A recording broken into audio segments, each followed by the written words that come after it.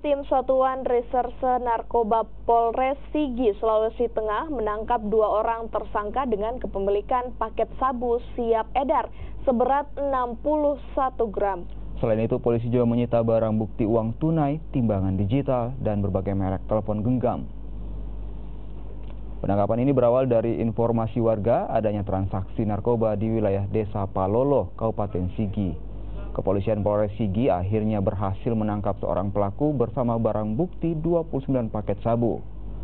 Sementara satu pelaku lainnya ditangkap di Desa Porame, Kabupaten Sigi bersama barang bukti sabu seberat 57 gram.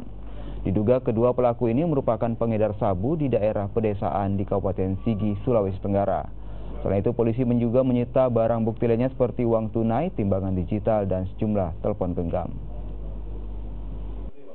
Kemudian dari pengembangan lelaki Rus ini, kami mulai melakukan penyidikan di desa Porame di Kecamatan Marowola. Kemudian dari hasil penyidikan, pengembangan dari lelaki Rus, dapatlah kami mengamankan saudari LVL ini, kemudian mengungkaplah